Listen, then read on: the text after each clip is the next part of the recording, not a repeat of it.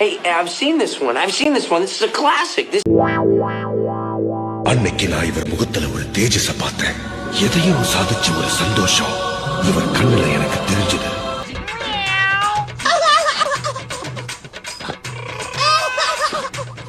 விடுதலை சிறுத்தைகள் கட்சியும் அமைச்சரவையில் இடம்பெற வேண்டும் என்று திரு ஆதவ் அர்ஜுனா அவர்கள் வெளிப்படையான அழைப்பை முன்வைத்தார்.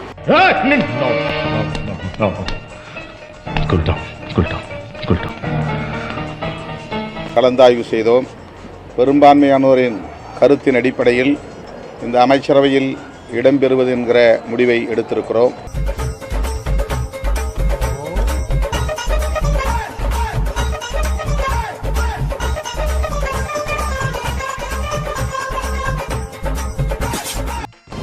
யாரு செட்டிங்க வேங்கிய மாமா ஒத்தையில நிக்க தில்லு இருந்தா மொத்தமா வாங்கல.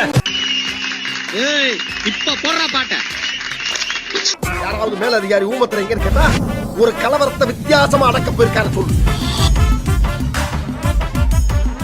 எனக்கு துரோகம் பண்ணது உண்மைங்க மேடம். தர்மத்துக்கு எதிரான தீய சக்தி நீ. மரியாதையா என் முன்னாடி இருந்து போயிடு. நான் மனுஷனாவே இருக்க மாட்டேன். தர்மத்துக்கு உங்களுக்கு தர்மம்னா என்னன்னு தெரியாதுங்க மேடம். தர்மத்துக்கு எதிராக தீய சக்திங்க மேடம்.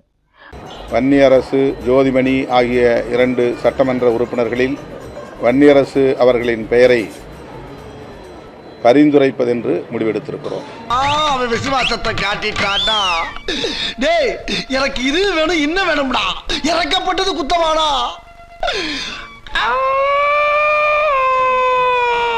இன்றைக்கு அமைச்சரவையில் நாங்கள் இடம்பெறுகிறோம் என்கிற அறிவிப்பை மட்டும் வெளியிடுகிறோம். என்னடா அது? என்ன ஒரு மனுஷனுக்கு கொஞ்சம் சேதாரம் ஆனவன பொசிஷன் மாறுது. பிச்சு புடியா பிச்சு. என்னடி உரசுது? என்ன உரசுது? மற்றவை பின்னர் நாம் விரிவாக பேசலாம். கஷ்ட காலம் கர்மம் கர்மம் இந்த கன்றாவை எல்லாம் பார்க்கணும் என் தலையெழுத்து. தமிழ்நாட்டில் 2 ஒட்டுக்குழுக்கள் இருக்கின்றன. பாஜகவினுடைய ஒட்டுக்குழுக்கள். ஒன்று சீமான் தலைமையிலான நாம் தமிழர், இன்னொன்று விஜய் தலைமையிலான தமிழக வெற்றி கழகம். இந்த இரண்டுமே பாஜகவினுடைய அஜெண்டாவை செயல்படுத்தக்கூடிய ஒட்டுக்குழுக்களாக இருக்கின்றன. இவருதான் மானஸ்தன். வணக்கம். மானஸ்தனா? மூஞ்சி பார்த்தா அப்படி தெரியலையே. பேர் வைக்கும் போது குப்புறப்படுத்திருந்தாரு. வச்சதுக்கு அப்புறம் தான் மூஞ்சி பார்த்திருக்காங்க. நாம் இதில் கவனம் செலுத்தி மிக கவனமாக எச்சரிக்கையாக நம்முடைய மக்களை, தமிழ்நாட்டு மக்களை பாதுகாப்பதற்கு எழுச்சி தமிழர்களுடைய தலைமையிலே நாம் களமாடுவோம் என்று சொல்லி பேய்க்கு பேன் பார்த்த பேப்பையில குடும்பமே மூஞ்சில காரி துப்புற அளவு கொண்டு வந்துட்டேடா. ஆனா ஒண்ணு குடிகார சவகாசம் கொலநாசம்ன்றத கரெக்டா காமிச்சிட்டான். அந்த கல் எடுத்து அவன மண்டை அடிச்சு ஓடி போன ஒரு கோலை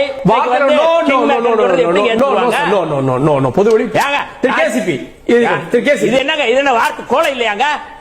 மக்களை பார்க்காம ஓடுற ஒரு கோலை. கொஞ்சம் கொஞ்சம் என்ன நடந்துச்சுன்னு தெரியாம பேசாதீங்க. இன்னைக்கு கேஸ் நடந்துட்டு சுப்ரீம் கோர்ட்ல இருங்க சார். விட்டு கொடுக்க முடியாது சார். அவர் எப்படி சார் நீங்க பேச விடுறீங்க? அந்த ஆள் பின்னாடி போனீங்கன்னா ஒன்ன குப்பையாக்கிடுவான். போ உள்ள. அதெல்லாம் நேக்கா புத்திசாலித்தனமா கட்டணும். அதை என்ன விட நான் பாத்துக்கிறேன். யார் நீ? ஏன் ஏதோ புத்திசாலித்தனமான முட்டாளாவே முடிவு பண்ணிடாதப்பா.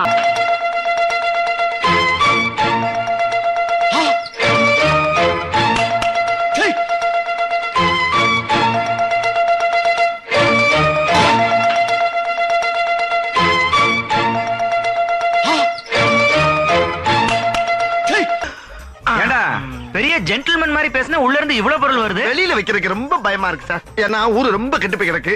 அதனாலதான் ஒரு 10 வருஷமா வகுற பேங்க்ல ஆக்கிற மாதிரி வச்சு யூஸ் பண்ணிக்கிட்டு இருக்கேன். வேண்டாம் சார். Thank you sir. இது வரைக்கும் என் தொகுதிக்கு நான் ஒரு நாள் தான் போய் வாக்கு கேட்டிருக்கிறேன். இனிமேதான் போனோம். என் தொகுதிக்கு போகாம இங்க திண்டிவனத்துக்கு வந்து அந்த வன்னியரசு அவர்களுக்கு பால சின்னத்துல நீங்க எல்லாம் வாக்களிக்கணும்னு கேட்கறதா என்ன அர்த்தம்? எனக்கு என் வெற்றியை விட அந்த வன்னியரசுடைய வெற்றி எனக்கு மிக மிக முக்கியம். சேப்பாக்க திருவல்லிக்கேணி தொகுதியில உதயசூரியன் சின்னத்துடைய வெற்றியை விட இங்க திண்டிவனத்துல பானை சின்னத்துடைய வெற்றி, அண்ணன் எழுச்சி தமிழர் திருமாவளவனுடைய பானை சின்னத்துடைய வெற்றி மிக மிக முக்கியம். செஞ்சு காப்பீங்களா? சேப்பாக்க திருவல்லிக்கேணி தொகுதி வெற்றியை விட இந்த தொகுதி வெற்றி மிகப்பெரிய வெற்றியை அமையணும். மதசார்பற்ற முற்போக்கு கூட்டணியின் திண்டிவனம் தொகுதி வெற்றி வேட்பாளர் திரு வன்னியரசு அவர்களுக்கு பானை சின்னத்தில் வாக்களிப்பீர்.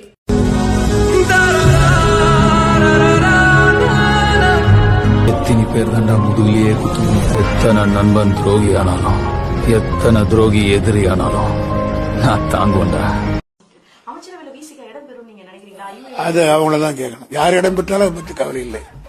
நாங்கள் இடம்பெறாத அமைச்சரவையில் எவன் இருந்தால் என்ன, எவன் போனால் என்ன, அதை பற்றி கவலையும் இல்லை, அக்கறையும் இல்லை. மன்னிச்சு விடுறதுக்கு நான் ஆஷா இல்லடா ஆண்டனி. இந்த ஊழல்லையே ஊறி போய் இருக்கிற இந்த 2 பேரும் நமக்கு வேணாமுங்க. புதுசா ஃப்ரெஷ்ஷா ஒரு நல்லாட்சி கொடுக்கக்கூடிய, ஒரு மாற்றத்தை கொடுக்கக்கூடிய நம்மளுடைய டிவிகேவை நாம எல்லாருமா சேர்ந்து கொண்டு வருவோம். இது ஒரு மாற்றத்திற்கான ஒரு தேர்தல். கடுப்பேற்றார் மயிலாட். இந்த குற்றவாளி கூண்டிலே நின்று கொண்டிருக்கிறாரே, இவர் யார் தெரியுமா? பிரபல சீட்டிங் சாம்பியன் குரங்கு குப்பன். பெண்கள், இளைஞர்கள், உழைக்கிற மக்கள் எல்லாருமே நல்லா இருப்போம், நல்லா இருப்போம், நல்லா இருப்போம்.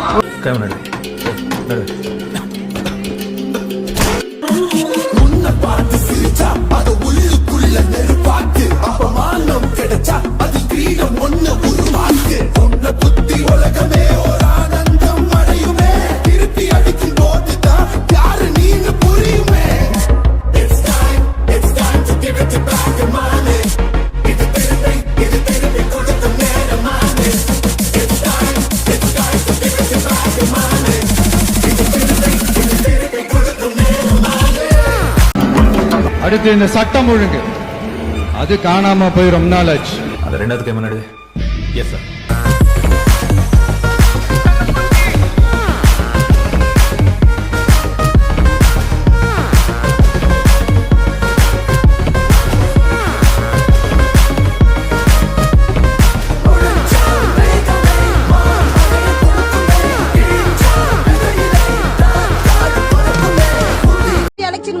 போறோம், நீங்க யாரும் எனக்கு ஓட்டு போடல, விஜய் தான் போட்டீங்க, அங்க போய் கேளுன்றாங்க. நாங்க யாருக்கு போட்டா உங்களை நம்பி நாங்க இருக்கிறோம். நாங்க வீடுன்னு யாரையும் கேட்கல. மழை வந்தா தண்ணி எங்களுக்கு மாறளவு தண்ணி வருதுன்னு தான் நாங்க நம்பி ஓட்டு போட்டோம்.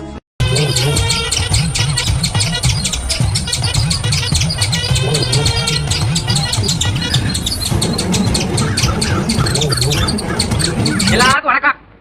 நான் ஒரு கோயிலை கட்டினேன், நீங்க யாரும் சாமி கும்பிட வரல. பள்ளிக்கூடத்தை கட்டினேன், நீங்க யாரும் படிக்க வரல. குளத்தை வெட்டினேன், நீங்க யாரும் குளிக்கவே வரல. ஆனா சினிமா கொட்டாயை கட்டின ஒட்டுமேளத்தோட என்ன வரவேற்கிறீங்க.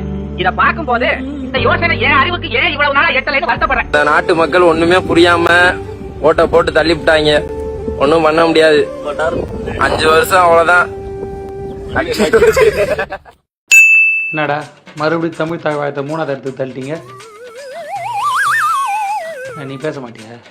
நாங்க பேச மாட்டோம், எங்க மினிஸ்டர் தான் பேசுவாரு. நான் இன்னைக்கும் ரெக்வெஸ்ட் பண்ணேன். ஏற்கனவே உத்தரவாதம் அதான் அப்படியே மைக் போய் கேளுங்க. நான் இன்னைக்கு ரெக்வெஸ்ட் பண்ணேன் சார். ரொம்ப ஆட்டம் போடுற நீ, பிரச்சனை வரக்கூடாதுன்னு பாக்குறேன். என்னைக்காவது ஒரு நாள் வசமா மாட்டுடா நீ, அன்னைக்கு வச்சுக்கிறோம். என்னடா ரெக்வஸ்ட் பண்ணேன்னு சொல்றாரு? ஆமாண்டா, சத்தியமா ரெக்வெஸ்ட் தான் பண்ணாரு. நம்பலையா? நம்மளாம் போய் மைக் எடுத்து கேட்க சொன்னார்ல, கேட்டுவாங்க. எனக்கு இருக்கிற கோபத்துக்கு ஒரு அப்பன்னு வச்சுக்கேன். சாகர வரைக்கும் சைட்ல இருந்து பார்த்தா சிரிக்கிற மாதிரியே இருப்பேன். இது நாங்க போய் கவர்னர் கிட்ட அவர் ரெக்வஸ்ட் பண்ணாரான்னு கேட்கணுமா? ஆமா, நீங்க தான் நம்ப மாட்டீங்களா? அவர் ரெக்வெஸ்ட் பண்ணாரு அவங்க பெருந்தன்மையை ஏத்துப்பாங்கன்னு. அவங்க ஏத்துக்கவே இல்லை, அவங்களுக்கு பெருந்தன்மையே இல்லை. அதுக்கு அதான் நாங்க பெருந்தன்மையை விட்டு கொடுத்துட்டோம். எங்களுக்கு பெருந்தன்மை ரொம்ப முக்கியம். என்னடா விட்டு கொடுத்துட்டேன்றீங்க? அப்ப பிஎம்சி திட்டம், புதிய கல்விக் கொள்கை, மும்பை கொள்கை திட்டம்லாம் வந்துருச்சு, என்னடா பண்ணுவீங்க? நான் இன்னைக்கும் ரெக்வெஸ்ட் பண்ணேன். அப்படியே மைக் போய் கேளுங்க. நான் இன்னைக்கு ரெக்வெஸ்ட் பண்ணேன் சார். இல்ல ஏழை இப்படி பண்றியே, கிறுக்கு மெண்டல் பயிலுலா, செத்தா பயிலுலா, மூஞ்சி மோரையும் பாரு, மூஞ்சி மோரையும். என்னடா இதுக்கு ரெக்வெஸ்ட் தானா? ஆமா, ஒரு மினிஸ்டர் என்ன பண்ண முடியும்? ரெக்வெஸ்ட் தான் பண்ண முடியும். அது அவங்க பெருந்தன்மையை ஏத்துக்கினா உண்டு, ஏத்துக்கலன்னா நாங்க பெருந்தன்மையை விட்டு கொடுத்துருவோம். எங்களுக்கு பெருந்தன்மை தான்ப்பா முக்கியம். அட பாவிகளா, கவர்னரை ஓட விட்ட ஊர்ல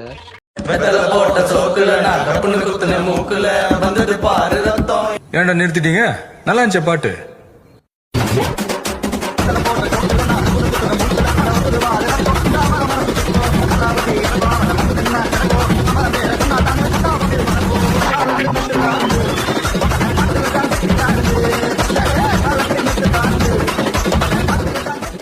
ரெக்வஸ்ட் பெருந்தன்மை விட்டு கொடுத்துருந்தீங்க.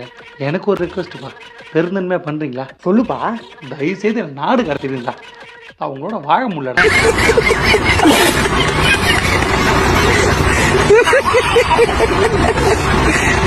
ஒரே கேள்விதான் தாய்மார்களே, இந்த உணர்வு இந்த மனசுல எல்லாருக்கும் இருந்திருக்கும். எவனோ ஒரு நடிகன் நம்பி மத்தவெல்லாம் கட்சி ஆரம்பிச்சுட்டு அதுக்கப்புறம் வீட்டுக்குள்ள வந்திருப்பா.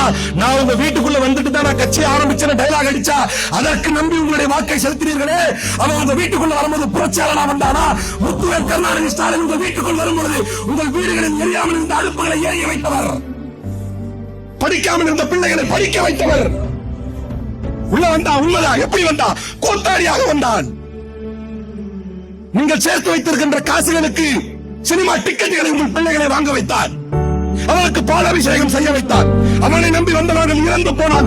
ஏன் என்று கூட திரும்பி பார்க்காமல் ஓடினான். 42 பேர் கரூரிலே இறந்த போது கூட ஏன் என்று திரும்பி பார்க்காத ஒருவனை ஜெயிக்க வைத்துவிட்டு, அந்த சம்பவத்துக்கும் தனக்கும் எந்த சம்பந்தமும் இல்லை என்றாலும் தன்னுடைய ஆட்சியில் நடந்த ஒரே காரணத்துக்காக இத்தனை வயதிலும் இரவோடு இரவாக ஓடி வந்த ஒரு தலைவரை தோற்கடித்தீர்களே. மக்களே, இது வரலாற்று பிழை, இது வரலாற்று பிழை, இது வரலாற்று பிழை.